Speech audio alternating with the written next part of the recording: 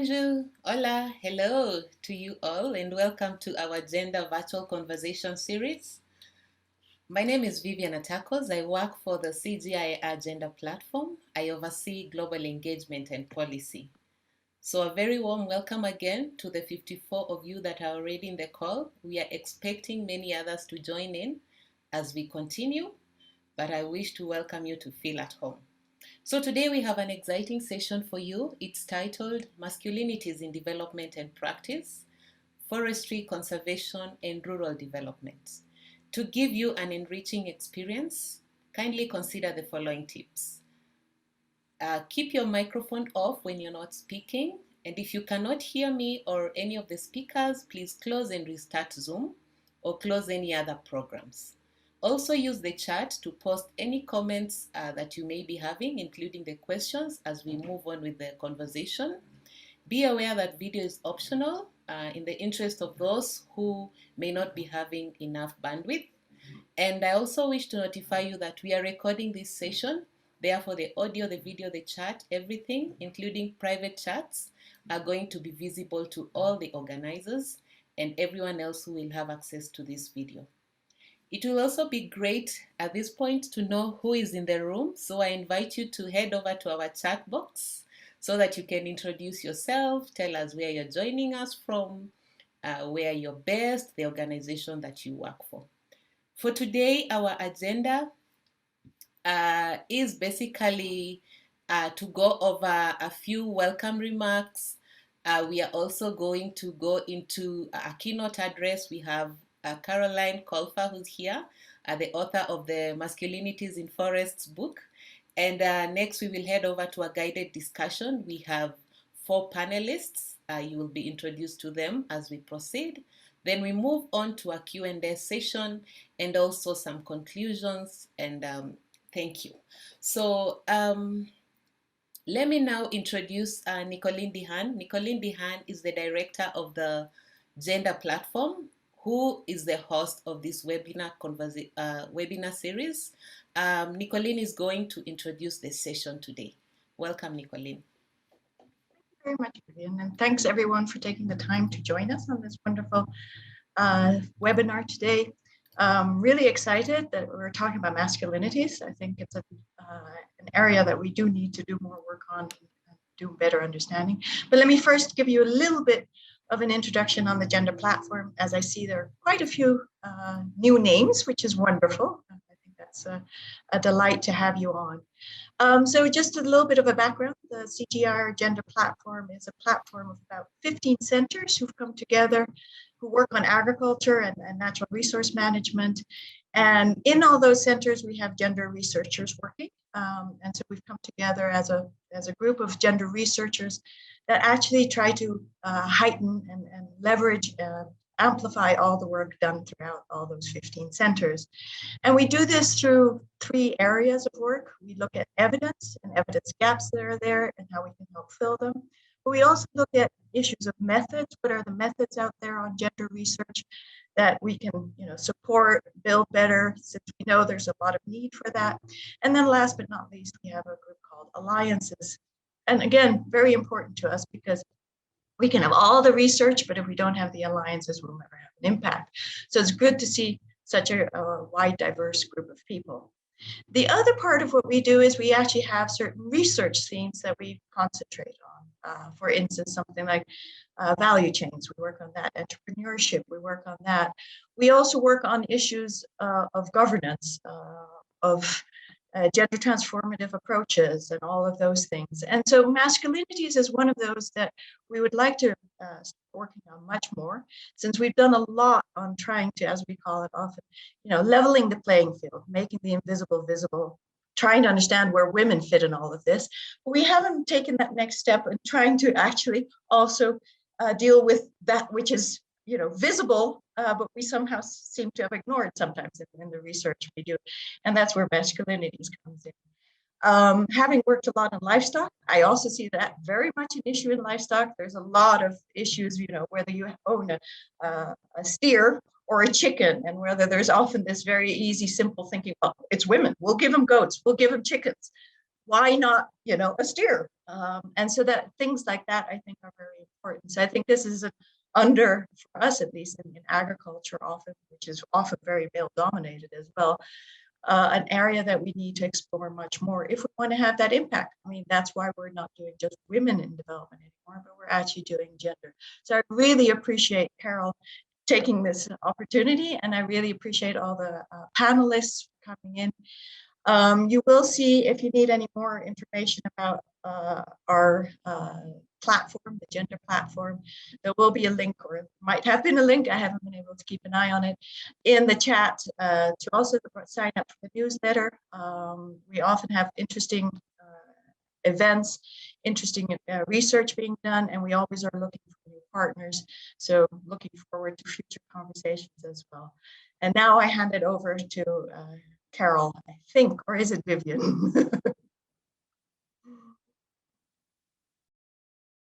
Colleen, thank you very much. And yes, I think we are moving on well. And our next speaker is actually Carol Colfer.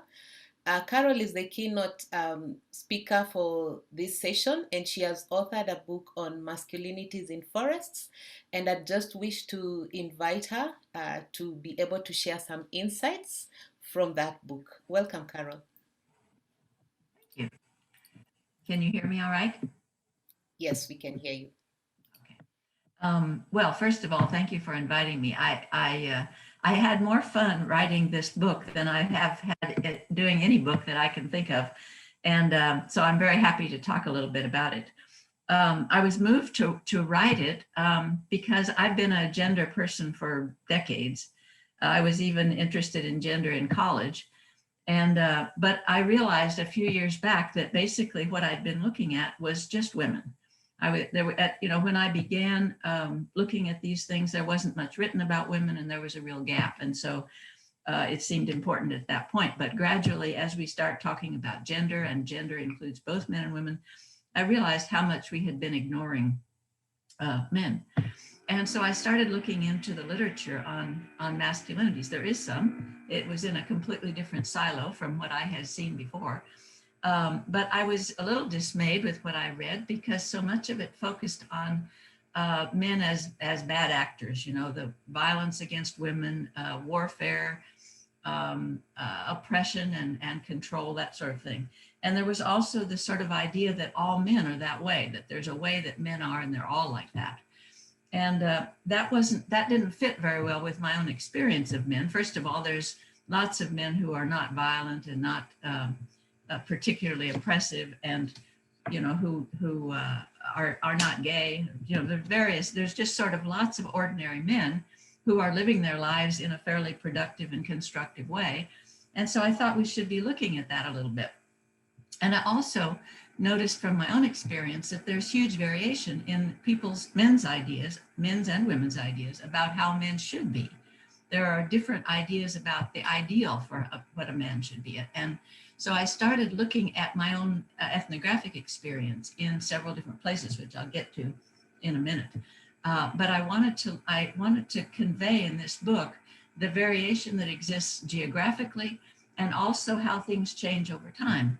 And so this book kind of starts in the 70s and moves up until the latest research was in 2019, and tries to kind of document some of the changes that have occurred over time, and also the variation from place to place.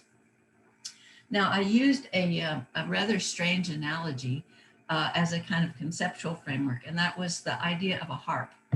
And I realized that a harp is, in the Western world at the moment, is associated with women, but it seemed useful to me in this context because I wanted to convey both the stability of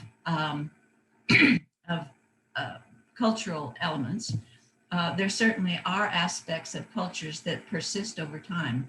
We train our children to be, I think there's a strange picture on you. Oh, can I get that one maybe? Can I get the one with the, oh well.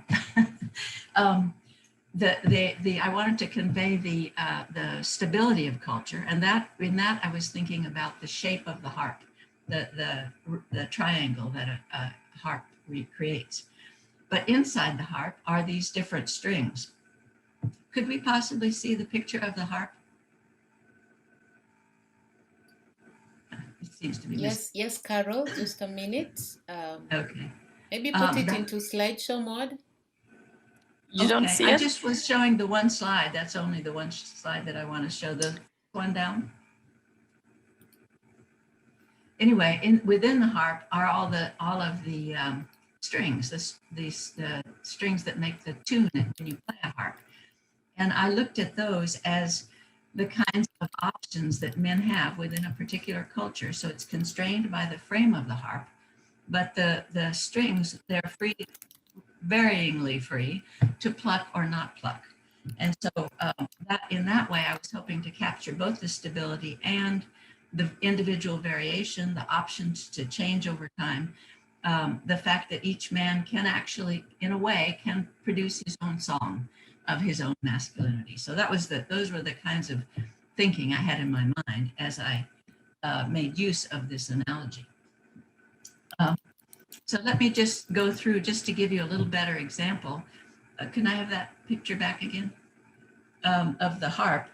The example would be the one I wanted to show was the one of the Kenya harp, which is the one on the left there. And you can see around the edges, there's cooperation versus competition. There's also aristocrats versus commoners, and there's generosity versus greed. And these are kinds of dilemmas that people deal with every day in that particular community. There's a real strong emphasis on cooperation. And this is in stark contrast to the Bushler Bay example to the right, where the real emphasis publicly is on competition. But in both places, both cooperation and competition play an important role, but the cultural value of them differs. Among the Kenya, there's also a differentiation between aristocrats and commoners. And so the masculinity plays on that in some ways. Men who are aristocrats are pushed to take leadership roles, to be good at speaking. There are certain characteristics that they're pushed toward and accept to varying degrees. And generosity versus greed is another crucial cultural issue in that group. There's incredible pressure on people to be generous, and yet people feel greedy. That's the nature of people as well. So there's not much time left. So let me talk a little bit about these strings. In the Kenya situation, one of the really powerful masculine strings has to do with sexuality. So men are interested in sexuality and like to brag about sexuality. It's a string they like to pluck. And then a little bit less important maybe, and these are qualitative judgments on my part, so it's not a matter of something I measured, it's rather something I observed and concluded. But expedition making, leadership, and politics, these are also strings that are very commonly plucked by the aristocratic men, and much less so by the commoner men. And toward the bottom, you can see courage and strength. These are two kind of values that are often plucked there. But if you look over at the Bushler Bay example, they're also there, but they play out quite differently in these different cultural contexts. So the book basically looks at these two ethnic groups. It looks at a group in Sityung, West Sumatra, which is a Minangkabau area, and also has transmigrants, people who come in from other areas and settle there. And then another chapter is on the professionals that I worked with. I felt that the ideas about masculinity that the professionals have a huge impact on what happens as we try to implement our development efforts. And so I tried to look at that as well. So, and then in the end of the book, there's a chapter where I go back and visit some of these sites, because the Bushler Bay example was originally from the 1970s. And so I go back in 2017 and see what has changed a lot. And with the same with Lomsagara, the Kenya example, I worked there in the 70s and 80s. And then I went back again 2 years ago and to look and see what had changed. So that's basically what the book is about. And I look forward to comments from others on masculinity.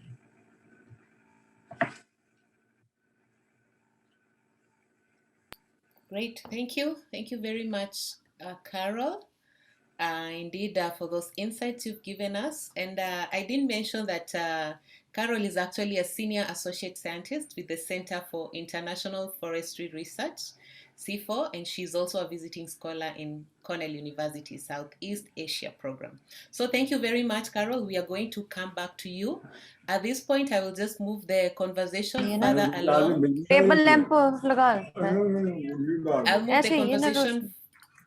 I'll move the conversation further along, and we will get into the panel discussion. I want to invite Iliana Monterroso, who's also a scientist and a co-coordinator of Gender and Social Inclusion Research at the Center for International Forestry Research, CIFOR. She's going to take us through the next session. Welcome, Iliana.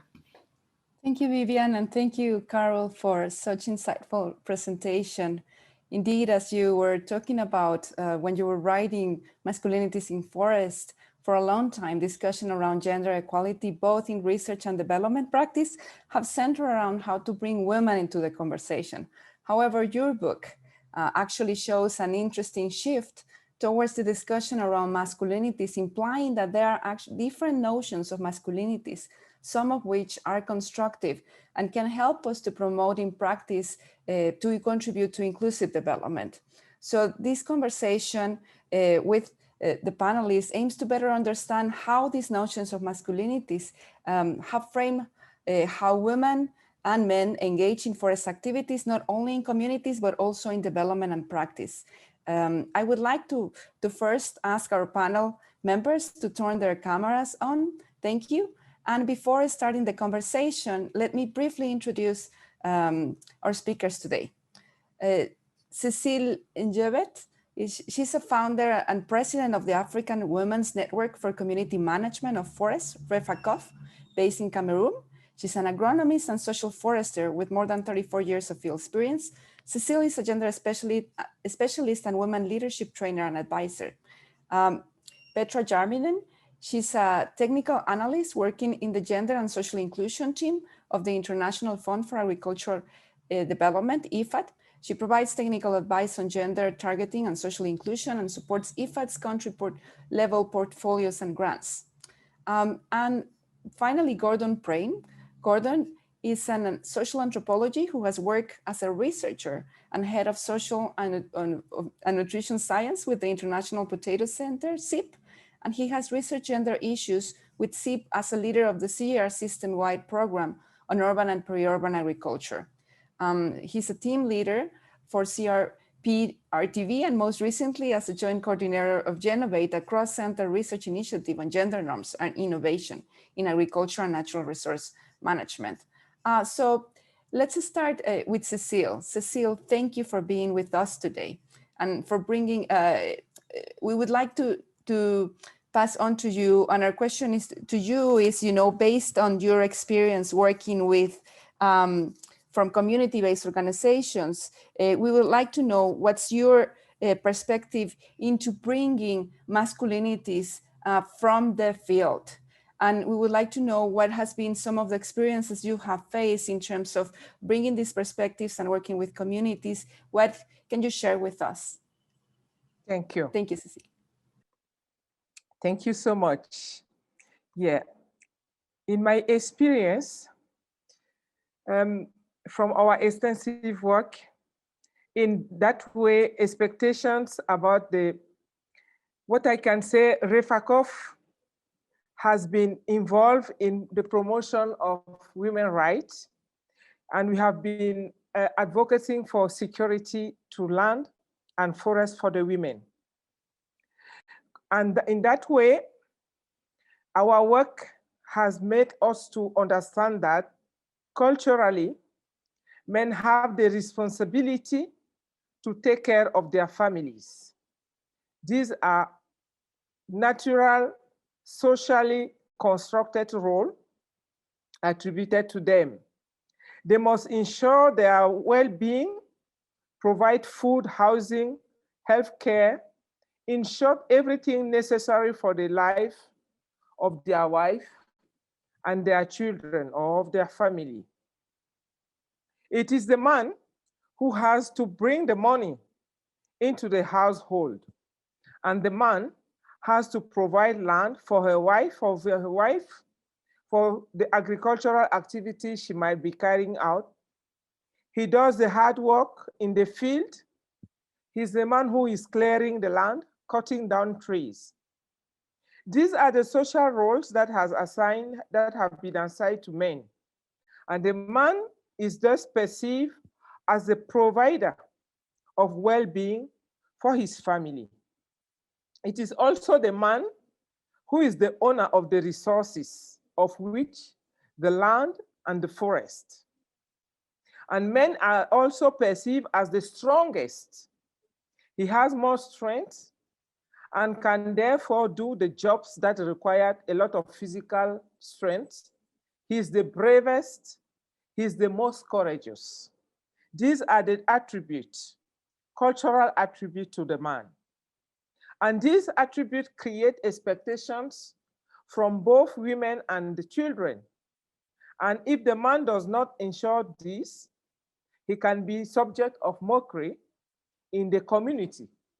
So when men fully play the role attributed to them by the society, by the custom, by the traditions, they gain more power over their wife, and of course, they tend to dominate everything that happens in the household. This can then inspire other men who are not doing the same. And more often, children also tend to grow up with this spirit, with this format of being the chief of everything. So, based on that, for us, how do we understand constructive masculinity? For us in REFACOF, as we consider men in all their differences and specificities as part of women's problems, we also admit that they should also be part of their solutions. So for us, constructive masculinities go along with gender equality, respect to women and men's rights, and their contribution to sustainable management of forests in general, to sustainable development. It is the man who is bringing the man on board is key in the REFACOF approach, because we need to engage them, building partnership with them, paying mutual respect, complementing each other, and capitalizing everyone's potential if we really want to achieve sustainable management of forests specifically, but also the sustainable development in general. So, what we have seen, that is really an interesting situations where changes have occurred from working around the notion of masculinity in the REFACOF work, is that in our advocacy for women's security rights to land and forest, we understood that it is very important to work with men. The patriarchal model that governs our society is so strong that men's engagement is crucial. Increasingly, we have experienced positive results in our advocacy as we work with them. For example, in Cameroon, we have benefited from support from the traditional chiefs in mainstreaming gender into the land and forest reforms that are going on in our country. Also, REFACOF strongly feel that constructive masculinity can improve gender equality, as men are willing to change some negative aspect of the culture and bad practices when they understand and see their interests taken care of in our work. REFACOF also strongly believe that we should start with boys at their very early age. This is a time where change can happen significantly as the kid grow up with gender sensitivity behavior. So these roles, when we work, when we have men on board, when we think that, as we strongly think that we need the men to achieve our objective, to achieve our status, to really get what we're looking for. We also observe that the roles socially attributed to men as described above are changing nowadays. Women are increasingly recognized as key actors in the family, economy, and beyond. Women contribute very significantly to the sustainable management of forests. When women, for example, when women are collecting fruit, men are cutting the trees for timber. So you can see the difference in the usage of the forest and forest resources. Many women also are now head of families more and more, and they care better for children and other family members than the men. So we are seeing this changing, and the changing paradigm where the social constructed roles have attributed men as being the most important, the strongest, the more courageous, that one who is feeding the family. We are seeing that all these roles are changing. That's why for us, we see that the social roles are therefore gradually reversing, and we believe that masculinity will help to restore the balance. It will help to promote gender equality for an equitable and sustainable socioeconomic development of our communities and countries. So we strongly hope, we are strongly hoping that the masculinity has the positive effect on our work, and more we should work with men and young boys to make sure our objective could be achieved. Thank you so much. Thank you, Cecile, and thank you for bringing perspectives from community-based organizations. It's so important to understand the expectations behind these notions of masculinities.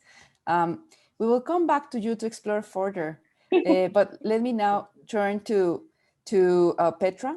Petra, we know that IFAD has been promoting reflections on masculinities to be able to include this in the development projects that are implemented in many countries. From your experience in development practice, why do you think it's relevant to be discussing around this issue? And what added value brings addressing masculinities in development work? Okay, thanks, Iliana. Well, first of all, promoting gender equality is a key element. Oh, you can hear. Sorry, but if the audience could please mute yourself. Thank you. Okay, I think everyone's muted now. So first of all, promoting gender equality is a key element of IFAD's work to reduce rural poverty and to improve food security. And in this work, we think that engaging with women and men, as well as with girls and boys, is crucial. And while IFAD, of course, acknowledges that inequalities are largely experienced by women and girls, and therefore selective interventions are needed to sort of level the playing field, we also clearly recognize that the discourse around gender inequality should not only be about closing gaps with regard to women. And in fact, from our experiences, we know that men and boys can also experience gender-specific forms of vulnerabilities and can be negatively affected by gender stereotypes. So in line with IFAD's mandate and our focus is on the rural communities, where sometimes we see that norms and expectations also prevent men and boys from fulfilling their potential. Some examples of men finding it difficult to conform to certain norms of masculinity and might feel marginalized. For example, men not being able to participate in literary classes, in childcare, or for example, cooking for the households due to certain norms in communities. And We also know that in cases where development projects have targeted or will target only women, and where men perhaps are unable to maintain their traditional breadwinner status, which also Cecile was referring to, the type of social punishment can be quite severe. The men can feel stress, depression, or disempowerment, and in some cases might abandon their families. And in other cases, in order to sort of maintain this idea of masculinity and exert their power over, they may assert to violence or, for example, alcohol use. So therefore, for IFAD, the focus on masculinities is highly relevant. And the added value, like I said, we know that socioeconomic changes, also due to development interventions in rural contexts, can create this sense of disempowerment, where the men don't longer fulfill their traditional and expected roles. Therefore, we think that actions aimed at challenging these traditional stereotypes and promoting positive change in gender roles is important. And for our perspective, for IFAD's perspective, these changes in both men's and women's roles and relations are a prerequisite for gender equality. And this in turn for us is a prerequisite for higher economic growth and better quality of life for all.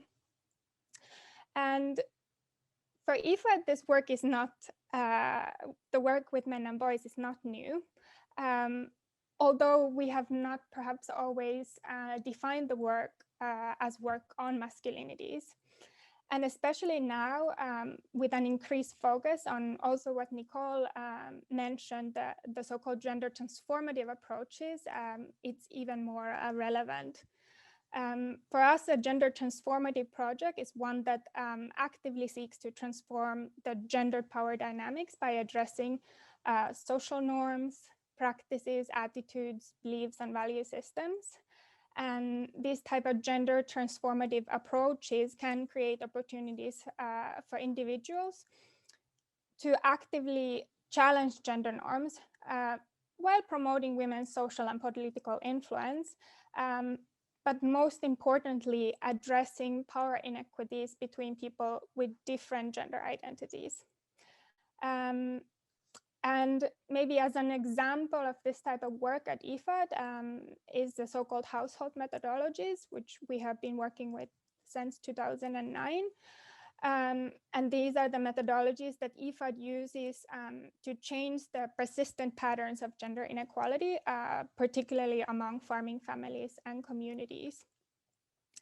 And as part of these household methodologies, we try to bring boys and men into the discussion surrounding positive behavior change.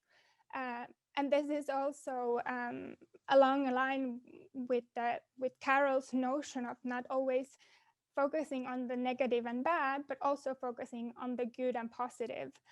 And emphasizing that this type of work is not about disempowering men, instead it's about empowering households and communities to address gender inequalities for the benefit of all, and to advance the achievement for the household vision. And this is valuable for IFAD because we have seen that these type of empowered members of household, both women and men, as well as girls and boys, are better able to realize their development potential and create more resilient and sustainable smallholder farming and rural livelihood systems. Thank you. Thank you, Petra. It is indeed highly important to highlight the lessons learned from development practice and also suggestions around how to operationalize these complex issues. Just to remind to the audience, if you would like to ask a question to our speakers, please use the chat. Now, I would like to turn to our last speaker, Gordon. You have been working on gender for quite a long time as a researcher in the CIFOR system. Can you share with us how you have more recently become interested in exploring issues around masculinities, and what do they matter and why addressing them in both research and development is so important? What are some of the challenges that you have encountered in studying these issues? And where do you see this added value in addressing masculinities in research for development work? Over to you. Thank you, Iliana. And thank you, Carol, for stimulating this conversation with your fascinating book. So as you say, Iliana, I've worked quite a number of years on gender, but I've been asking myself over recent years, why has a man working on gender paid limited attention to men? I think that my own involvement in participatory research and many other people's involvement was a major reason for that. I mean, the focus on social justice, the focus on trying to give populations involved in research, but sort of as passively involved, to give those people a voice. And sort of that kind of a focus resulted in looking at the inequalities that women faced in their daily lives, especially in their access to land and equipment and tools, and also sort of lack of access to new knowledge, to trainings and so on. Even in some cases, lack of physical mobility to move away from the household. Women also face the double work burden of production and reproduction. So so the focus on women resulted in that way, and the desire to improve the situation and to empower women through more input, through trainings and so on. So I think also as a man doing gender research, I have been committed to the approach out of a kind of determination to correct the inequalities which have been, in a sense, produced by my own gender. Still, reflecting more on that, I've come to I came to the conclusion that however important empowerment is, it doesn't happen in isolation, women's empowerment, and it happens through changing gender dynamics. And this requires, increased research with men. So like Carol, I started to kind of reflect a bit on my ethnographic experience, and particularly my experience of working my PhD in studying political power in South India. I went there with my wife, Josephine, and spent almost 2 years looking at local political power, and that means men's power. So men's different behavior in public had different behavior in public in relation to women than in private. Men in public tended to strut with women walking behind them, and but in private, men were more humble, more respectful. They ate first, their meals first, but were more respectful of the women in that private space. So the other issue was to look at the issue of the question of hierarchy. So India is a country of hierarchy, but even within castes, men experience hierarchy related to political power and economic power. And through the work that I was doing, I came up against men with a great deal of power, and the body language this translated into their confidence and their way of walking around, and the defeated rivals of these powerful men, their sometimes disfigured bodies as a result of punishments. So this was an extreme contrast in terms of power experienced by men in that society. So, from that reflections on that situation, I had the great opportunity to work with a large group of people, women and men, in a project called Genovate. This was a CGIAR multi-center research initiative which looked at the interaction between gender norms and agricultural innovation, and also innovation in natural resource management. Part of that was to understand the importance for both men and women's stories. So we used techniques of getting men and women to talk about what was a good husband and what is a good farmer, and to talk about how they perceive themselves in terms of the ladder of life, their achievements in life, their goals that they had achieved or not achieved. And this insight really opened up the characteristics and the expectations of men as well as women. In that work, what came out very importantly was the negotiation of power between men and women in the private spaces, and in the public spaces, the fragility of men's status, and most importantly, women's need to protect that status, because men who lose face in public can often lose their temper and their flexibility in private. And so women had desire to protect it. My colleague Nozomi Kawarazuka has done work on these issues in Vietnam, which has been, I think, very important in this area. There's also, going to the issue of diversity that Carol emphasizes on masculinities in her book, the fragility of men's public face and women's responses to it, where it was highlighted for me in Northeast India, in two ethnic minority groups. In one group, in both of these groups, they are matrilineal and matrilocal. And in one of these groups, women were took control in a public way of decision-making, for example, in responses to crises.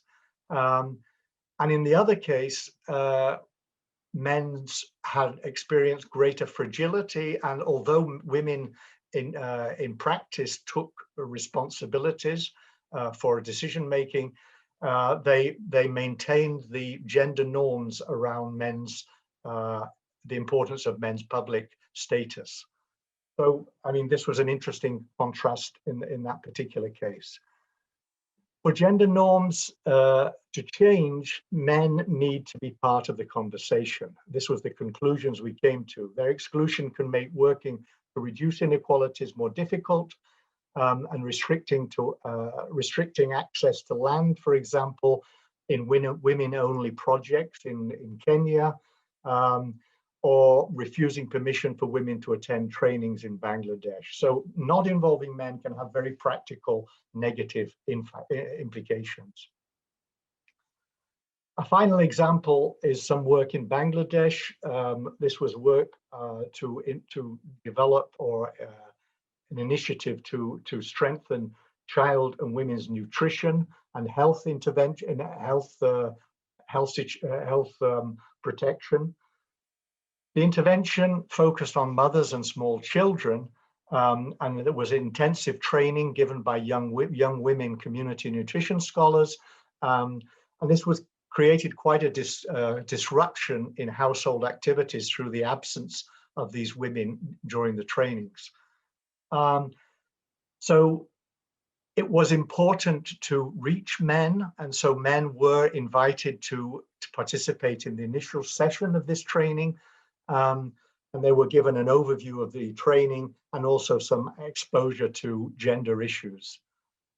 When we conducted an assessment recently, an assessment of the impacts or the outcomes from this intervention, we interviewed men and women separately, and we wanted to understand from the men what their understanding was at the beginning of this intervention and what their understanding of it was at the end, and to understand what changes had taken place. So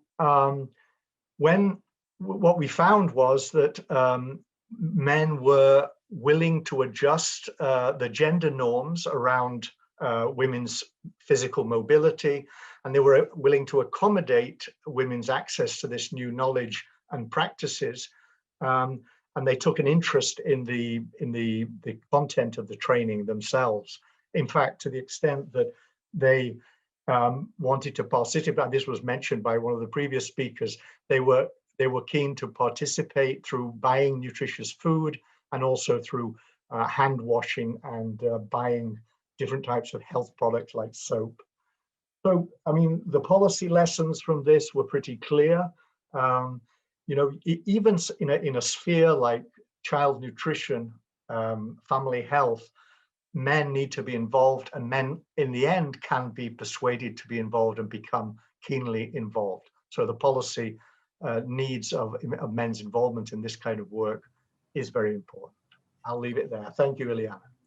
Thank you, Gordon. It's really important to ensure that research is, supporting evidence-based policies. Now it's time to open our Q&A session. If I could request our panelists to turn on their cameras. And thank you for those that have shared the questions. I'm going to address the first one to Carol. We received a couple of questions that are asking about the methodologies on investigating masculinities. In particular, the kind of questions that you asked to respondents, whether you found any resistance, and if you could add more on the masculinities transitions over time. What were some of the leverage points for positive masculinity changes? That's quite a few questions in there. Well, let's start with the last issue at first. I think the way that we're going to be able to bring about the kinds of changes that the speakers have all discussed actually is going to have to require us to be very much working in a participatory manner. I think the only way we're really going to be able to understand these gender dynamics, which we've increasingly understood are so important, is to work collaboratively with people, to spend time with them to really understand these things, because they're not typically the kinds of things you can ask a question and get an answer about. They're much more the ongoing observations of behavior combined with the people speaking about what they think about masculinity and femininities. I think the idea, which a couple of the speakers have mentioned, of involving young people is excellent. And I think we haven't spent enough time working on that approach within the sort of forestry and natural resources field anyway. And I think that has a lot of potential. Another thing I think is really important to keep in mind, and which I tried to do in this book, is to consider our own positionality. Where are we coming from? What are the specificities of our own backgrounds and our own biases, which we can never be fully aware of, but we're all socialized into a particular gender, a particular culture that has particular ideas about gender. And so I think we always have to be on the lookout to make sure we're not taking those assumptions from our culture and plopping them onto what happens in another culture. I don't know, did I answer that question? Oh, methods, the methodological question. I'm an anthropologist, so that probably biases me toward ethnographic approaches, but I also think that, my original comment that we really need to be looking at participation, I think looking at things ethnographically is similar to working through participatory approaches, because in both approaches, you have to spend time with the people, you have to get to know them, you have to establish trust and good rapport and that sort of thing. So those are my biases, but I would say that within any of these things, I always try to complement the ethnographic kinds of approaches and the qualitative kinds of approaches with something quantitative, because quantification is something that alone speaks to some people. And if you're trying to make change in the world out there, I think you have to be able to speak to both those people who are convinced by qualitative approaches and those who are only convinced by numbers. And I think you can't. I mean, there are things about masculinity and gender in general that you can get through numbers, but I think they need to be complemented by this in-depth understanding, that either from participation or ethnographic approaches, or maybe both. Thank you, Carol. Those are really important insights. I would like to address the second question to Cecile. There's a question from the audience that asks, addressing toxic masculinity should not be solely the men's and boys' responsibility. in his opinion, extended family members, including mothers-in-laws, grandmothers, are also important to tackle negative and discriminatory social norms, including those at the root of toxic masculinities. What would be your perspective on this comment, Cecile? Thank you, and thanks for the comment. Yes, that is true, because the mother-in-laws and father-in-laws, this extended family have, of course, an impact on promoting masculinity. I do have some experience in that, but anyway, they are not, the problem is that they don't have the decision-making power, and the decision-making power is between men, on the hand of the men. That's why it is important to have men on board. And working with boys, you know, working with boys is also starting educating them on values that give equality, equity, and social justice. So mother-in-law or father-in-law, they don't decide on resources, on land. They don't give the names of the baby when the women are pregnant and they give birth. They don't assign this role or the other roles. You know, they have perpetuated them, of course, but they don't have the decision-making power. So the decision-making power should be reversed, or at least should get into an equilibrium. And for that, we have to engage men. That's what I can say. Thank you. Thank you, Cecile. Those are really important remarks. Thank you for sharing us. I would like, unfortunately, we're fast approaching to the end of this webinar. So I would like to address this last question to both Petra and Gordon. So you can share your last comments in terms of what would be your last thoughts in terms of how can development interventions integrate gender and masculinities into their programs? If I could start with Petra and then with Gordon, please. Thank you. Well, thank you. I think I already alluded to a bit on how IFAD has tried to work on this through the household methodology approaches, which also kind of answers the previous question a bit in terms of the participatory way of working with masculinities. We use visuals, visual ways of showing, for example, the power imbalances in households. One of the methods that we use is the gender action learning system called GALS, where there is, for example, a method called gender balance tree, where it's very visually implicit for the household, for example, who does what in a household and how much do they do. And this brings into the discussion on what's women's work, what's men's work, how much are we actually doing this type of work. And it also reflects to what Cecile was saying about this notion of hard work. What is hard work? Hard work is only the kind of masculine work. But instead, we have seen such positive changes among men, understanding the amount of work that women actually do and changing the notion that this type of work is hard work as well as the other types of work.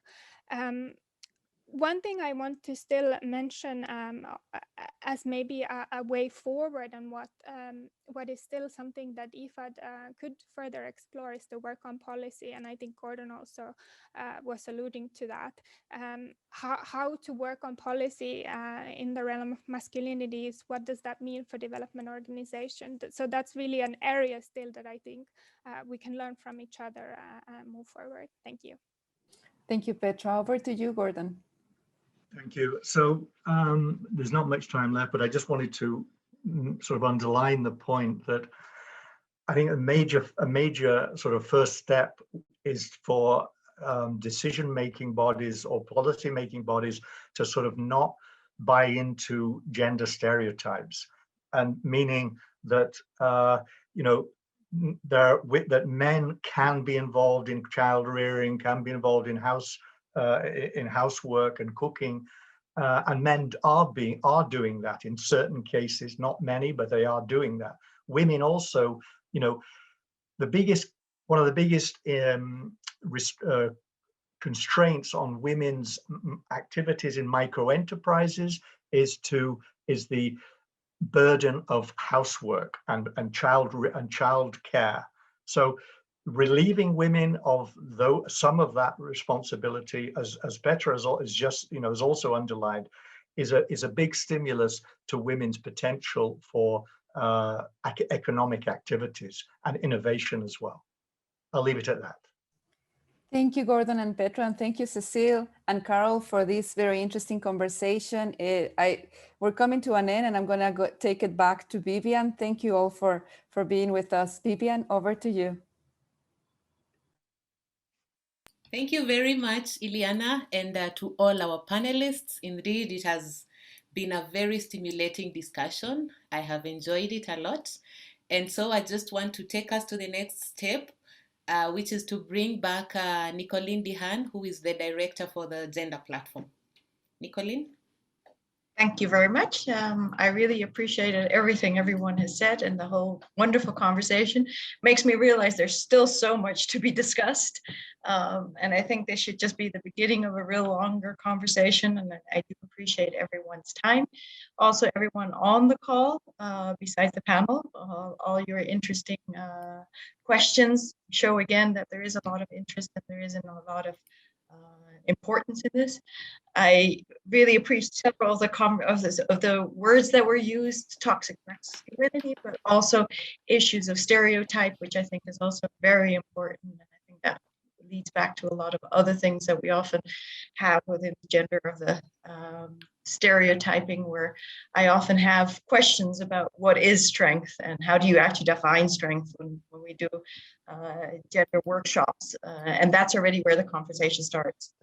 You know, how does society as well identify strength?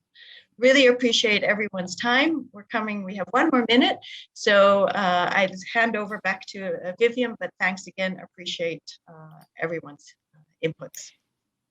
Thank you, Nicolene, and thank you for those remarks. Thank you to all our speakers, to Iliana, Petra, Gordon, thank you, Carol, all of you for joining us.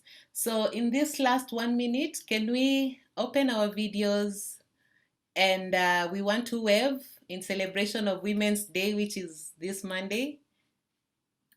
We can turn on our videos and so we can see you all March 8th, this coming Monday. The theme is Women in Leadership, Achieving an Equal Future in a COVID-19 World. So let us all wave as we look forward to a happy International Women's Day. And from us at the Gender Platform, it is bye-bye from us. Thank you and have a good afternoon, morning, evening from wherever you're joining us, and see you in the next gender conversation. Bye to you. Bye-bye. Thanks, everyone. Have a good afternoon, morning, day. Thank Bye. you. Bye. Bye. Until Thank then. you. Bye-bye.